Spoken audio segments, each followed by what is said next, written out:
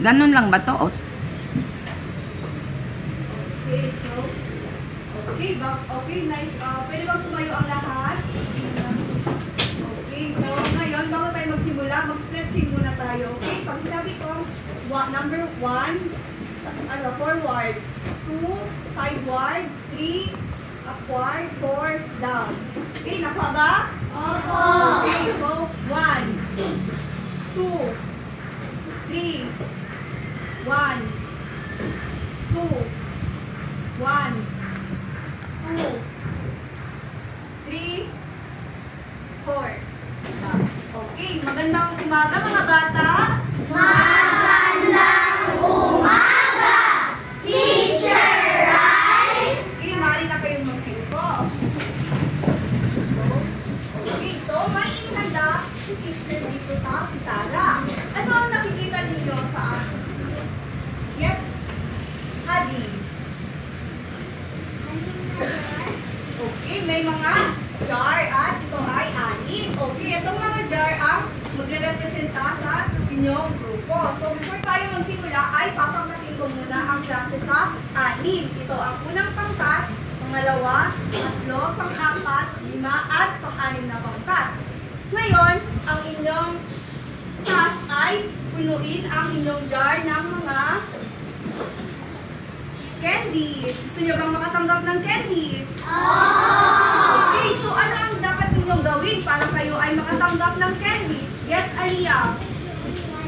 Okay, be quiet. Huwag magingay. Ano pa? Yes, Rim.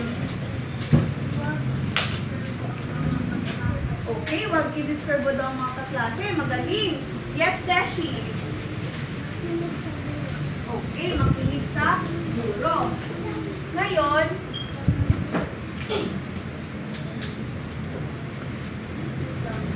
okay, so ngayon tayo ay kakanta. Gusto niyo bang kumanta, class? Opo! Okay, so may inihandang kanta si teacher.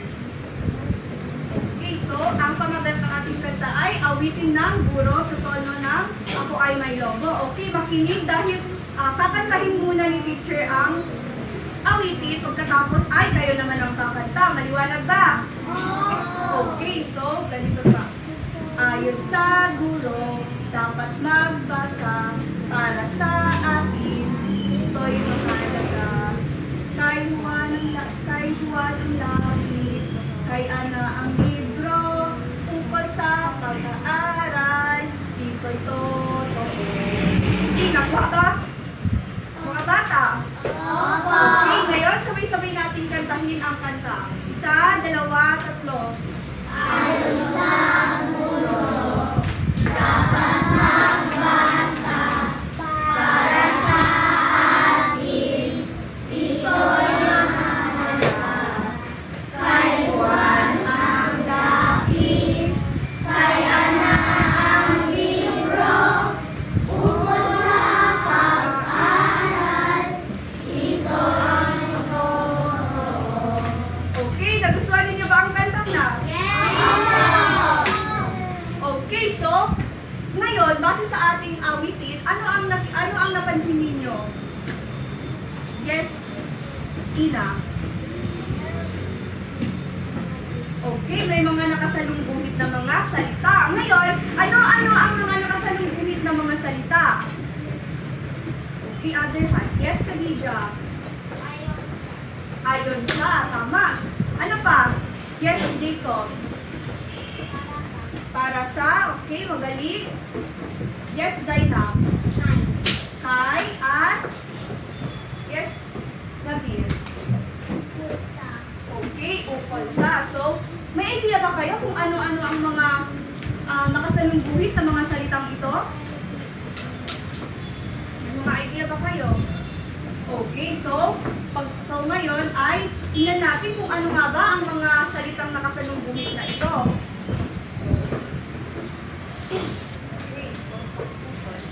Okay, pang-ukol.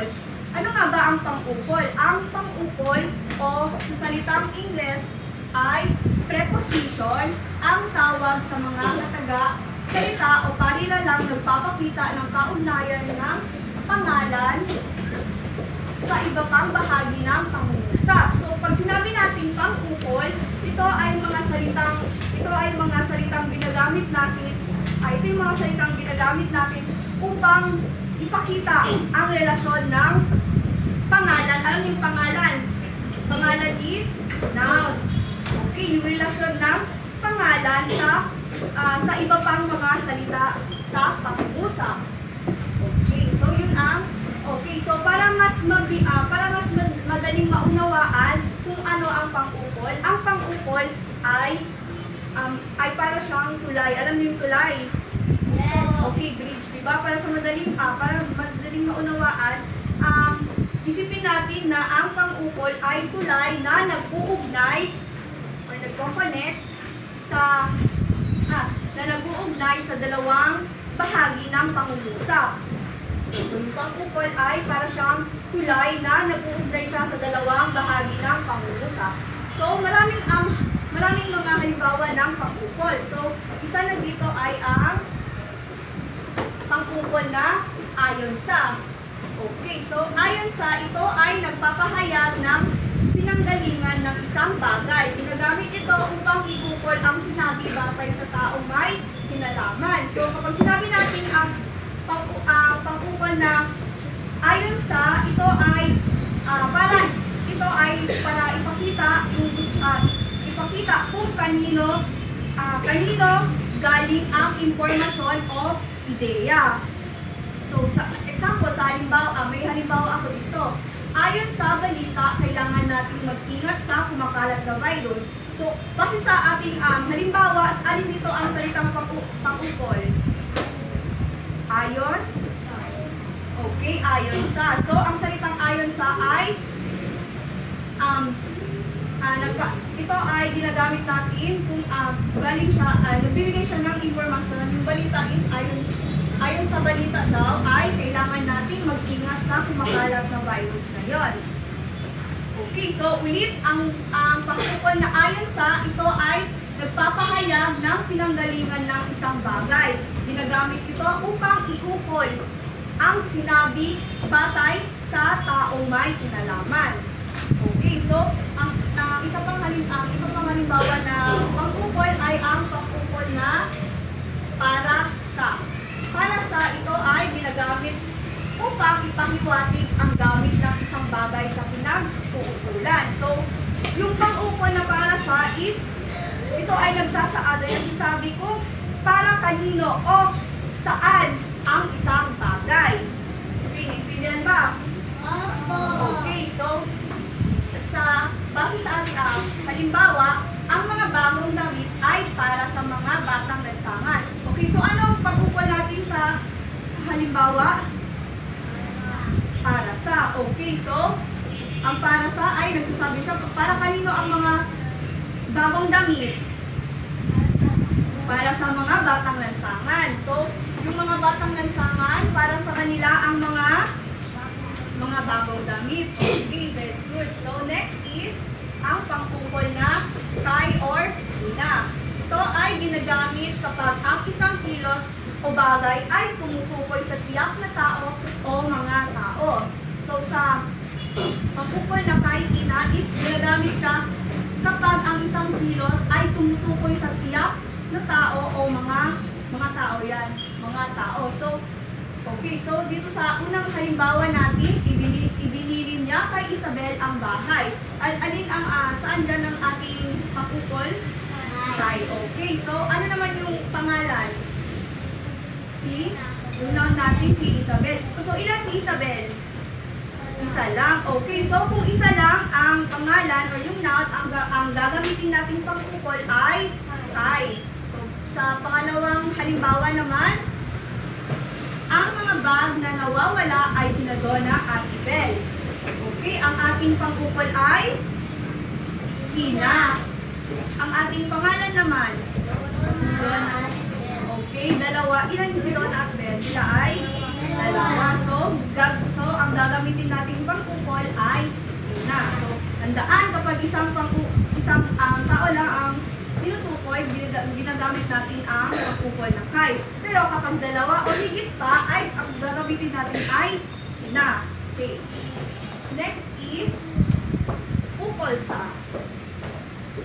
Okay, ang pang-ukol na ukol sa. Ito ay ginagamit sa pagtukoy kung tungkol saan ang isang bagay. So kapag sinabi natin ang pang-ukol na ukol sa, ito ay ginagamit natin para sa pagtukoy na kung saan or kung tungkol saan ang isang bagay. So, halimbawa natin, ukol sa ating kaligtasan ang ginawa niyang pagsasakripisyo. So, alin dyan ang ating pang-ukol? Ang salitang ukol. Okay, ang salitang ukol sa. So, ukol daw siya, ukol sa ating kaligtasan daw, ginawa niyang pagsasakripisyo. Okay, do you follow, class? Okay, so ang ating panghuling halimbawa ng pang-ukol ay ang pang-ukol na ni at nina. Ito ay nagpapahayag ng pagmamay-ari ng isang bagay. So, pag sinabi natin pang-ukol ni at nina, ito ay nagpapahayag siya kung kanino yung bagay or kung sino yung gumagawa ng kilos. Okay, so halimbawa, napulot ni Jenny ang pitaka sa daan. Okay, ang ating pang-ukol ay ni. So, kapag ang ating pangalan naman ay sino ang pangalan? Okay, si Jenny. So, kapag isang tao lang ang tinutukoy, ang gagamitin natin ay ni. Okay, sa pangalawang halimbawa naman, tinulungan ni Mark at Joseph ang matanda sa pagtawid. Okay, ang ating pang-ukol ay Nina. So, ilan ang pangalan sa pangungusap? Dalawa. Okay, dalawa. So, kung dalawa ang pangalan, ang gagamitin natin ay Nina. Pag isa lang? Ni. Okay, so, naintindihan ba, class? Opo. Okay, so,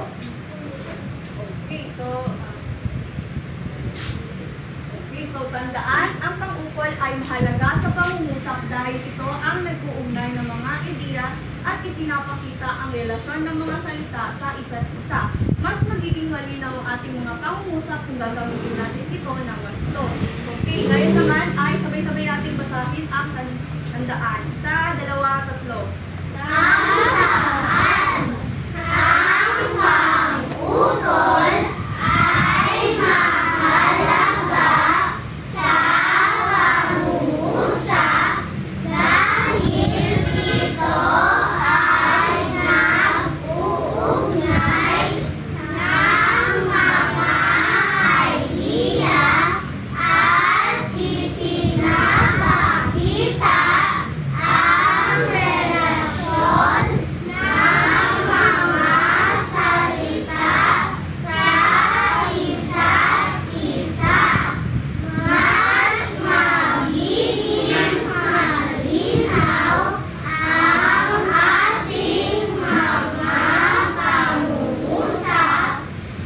ang ating mga pangungusap kung gagamitin natin ito ng wasto. Okay, so, may mga tanong ba kayo? Wala. Okay, so ngayon tayo ay magkakaroon ng pagtatang gawain. So, bago tayo magkaroon ng pagtatang gawain, ano muna ang kinakailangan nating tandaan kapag tayo ay may pagtatang gawain? Yes, Maxine? Listen to your leader. Okay, makinig sa leader. Tama. Yes, Isabel? Ha? Okay, work as a team. Very good. Sino pa? Yung hindi ko pa nang tawag. Yes. Aisha. Be quiet. Okay, maaari ko ba yung asahan sa inyo, class? Opo! Okay, so ngayon, gusto ko, ano ba yan? Hands on the ceiling. Finger on the ceiling. Okay, so pag bilang ko ng 3, ay ituro ninyo kung sino ang gusto ninyo maging leader. Okay? 1, 2, 3. Okay, sino ang leader ng pangkat-1? Si Liam. Okay, Liam. Pangkat-2 naman? Ina. Pangkat-3? Sino? Sige. 2. Sige, pangkat-4. O, kunin ang Gami. Ang pangkat-5. Pagkat ano? Pagkat ano? Si Joanna. Okay, ngayon, sabay-sabay natin basahin ang ano to. Sabay-sabay natin basahin ang pagturo. Isa, dalawa,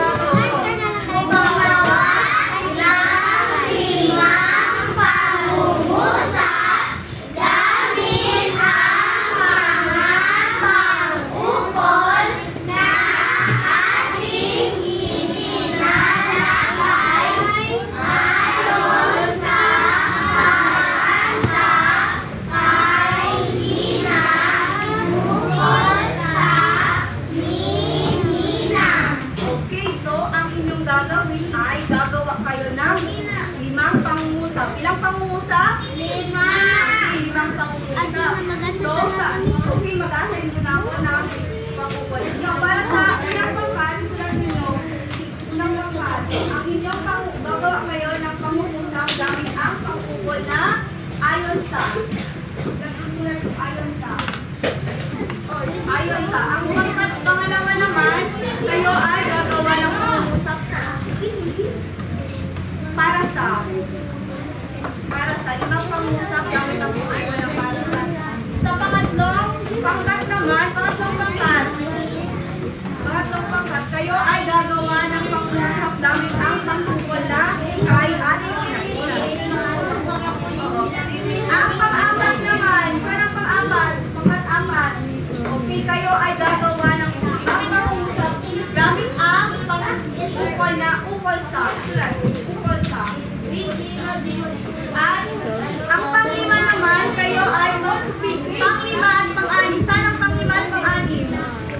Okay, kayong dalawang grupo ay gagawa kayo ng 5 pangungusap gamit ang pang-ukol na ni or nina. Okay, naintindihan ba, class? Thumbs up kung naintindihan. Group 6, naintindihan ba? Group 6. Thumbs up kung naiintindihan. Group 5. Thumbs up kung naiintindihan. Okay. So, bigyan ko lamang kayo ng 5 minuto para gawin ang aktividad. Okay, ang grupo ng class, ang grupo ng pinakatalbig or hindi nag-iingat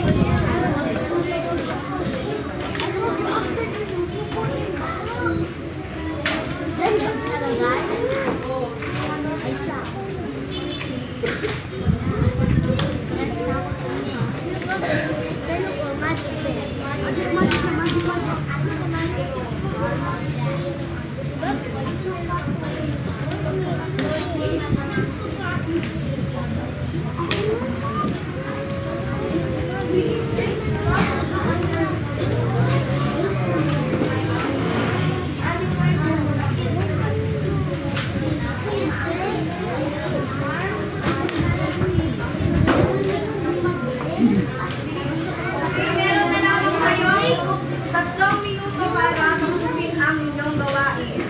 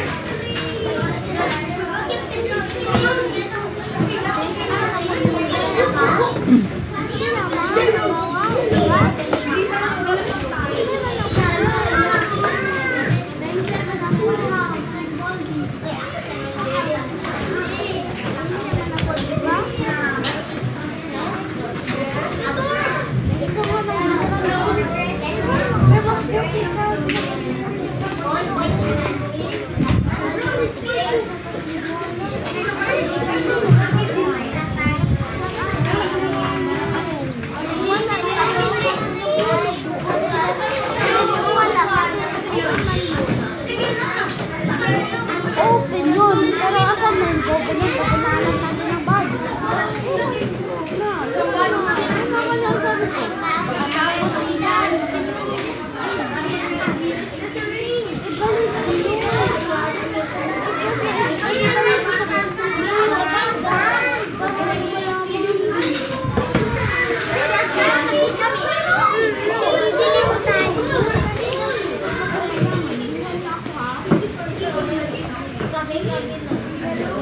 Okay, tapos na din ang group 3.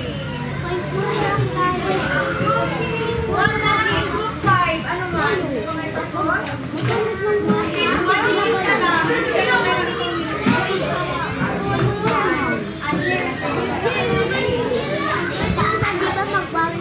Magbabalik ako ang mga crayon mo. Magbabalik sa dapat mo.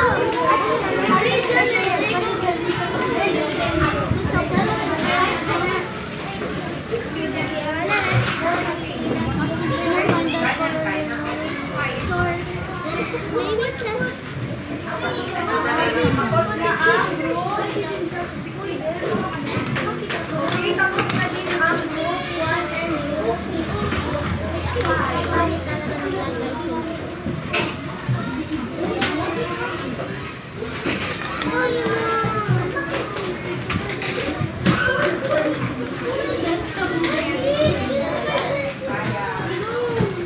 Okay, ngayon ay magsiupo ng lahat. Okay, so ha?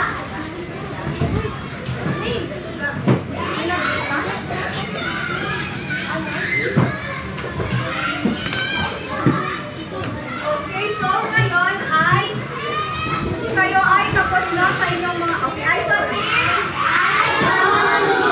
Ears on me. Okay, so ngayon kayo ay tapos na. Ngayon ay i-present ninyo ang inyong ginawang mga pangungusap. Ngayon ay tatawagin natin ang unang bangkat para i-present ang kanilang pangungusap. Sino ang representative naman? Okay. First group.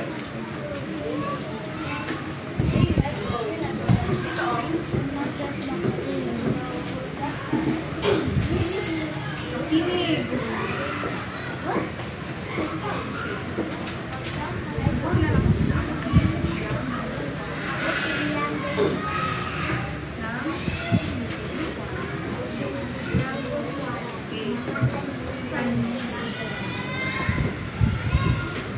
Ayon sa aking nanay, ay matulog maaga. Ayon sa aking nanay, dapat kumain. Ayon sa aking nanay, dapat magbigay ng bata. Ayon sa aking nanay, ay masulat. Ayon sa aking pinsan, ay matula. Okay, tapos na. Okay, palakpakan natin ang group 1. Okay, so nakagawa sila ng 5 pangungusap. Okay, gamit ang salitang ayon sa. Okay, so very good group 5. Ay, group 1. Ngayon tawagin natin ang group 2. Group 2. Saan ang group 2? Sino ang representative ng group 2?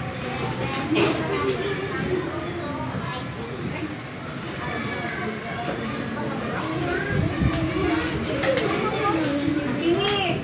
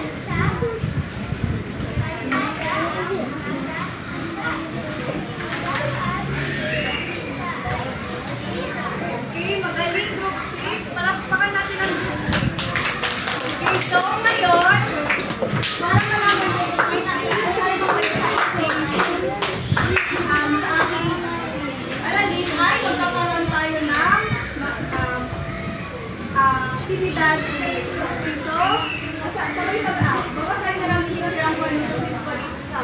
Kaluto, piliin at salungguhitan ng tamang pagkukol sa loob ng panaklong upang mabuo ang pangungusap ng gusto. So, ang inyong gagawin ay pipiliin at sasalungguhitan ninyo ang tamang pagkukol sa loob ng mga panaklong. So, may halimbawa ako dito. Ang aking bihon na ito ay para sa ayon sa aking minamahal na lola. Ano kaya sa tingin ninyo ang tamang pagkukol? Para sa. Okay, tama. Para sa. Ngayon, sino ang gustong sumagot sa unang tanong? Yes, from group 2.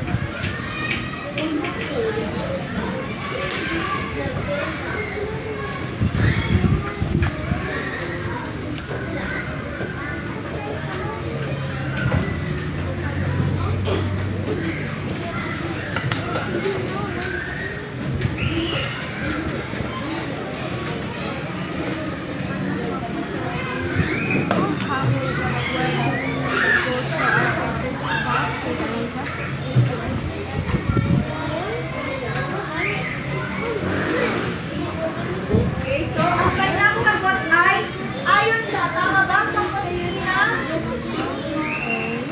Group 4. Tama bang sagot ni Ina? Opo, okay. Very good, Ina. Next, sino ang makasagot sa number 2? Yes, Ina.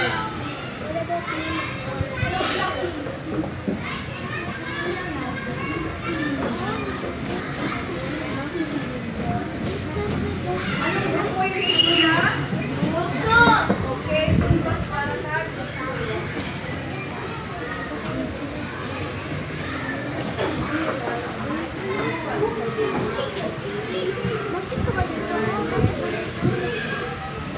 so, ang sagot ni Caleb ay para sa.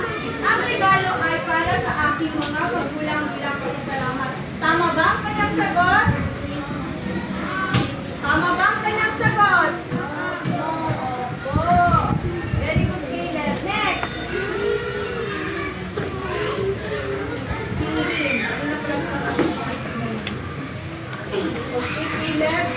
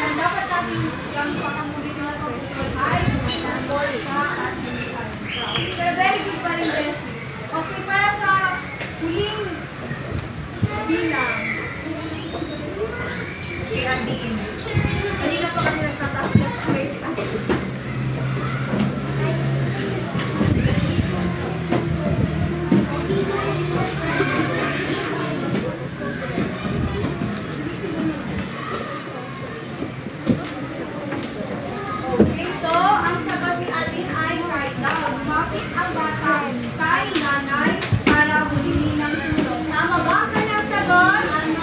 Tama. Magaling. Ngayon, base sa ating naging talakayan, sino nga ang magpasabi sa akin? Ano ang kanyang ating naging talakayan? Yes, Rim. What's ang ukol? At ano-ano naman ang mga pangukol na ating tinalakay? Yes. Ayon sa. Very good. Ano pa? Yes. Para sa. Very good. Ina. Ina. Very good. Yes. Yes. Okay. Nina. Meron ka ba? Yes. Ayon sa. Okay. Meron pang isa. Nakalimutan ninyo. Ano yun? Bukol sa. Okay. So, ngayon, tayo naman ay magkakaroon ng maikling pagsusulit. Okay. Ano ang dapat natin tandaan kapag tayo ay magkakaroon ng maikling pagsusulit? Yes, Yoso. Okay. Do not disturb others. Very good. Ano pa? Yes, Aliyah. Okay. Be quiet. Meron pa ba? Yes, Kabil. Okay. Okay. So, bibigyan ko lamang kayo ng 5 minuto para sagutan ang mga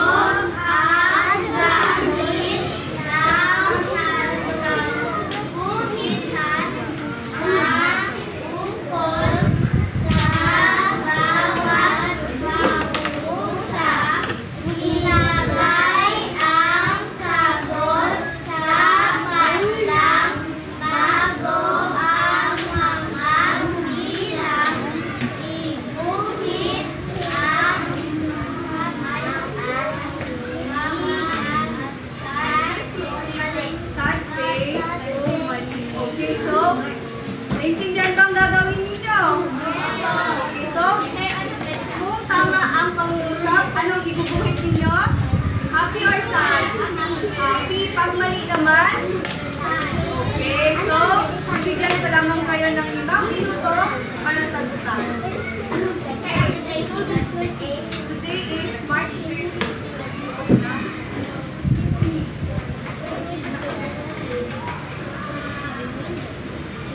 Ay, 3 minuto lang pala.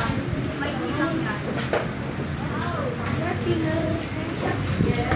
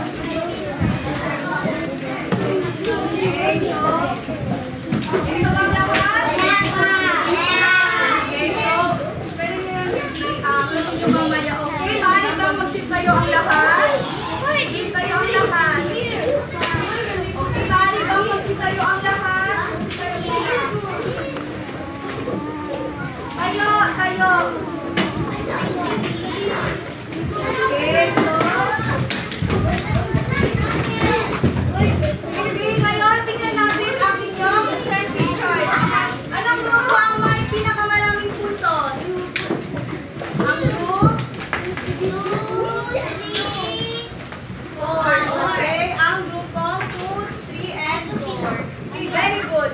Ngayon, Very good. okay, marami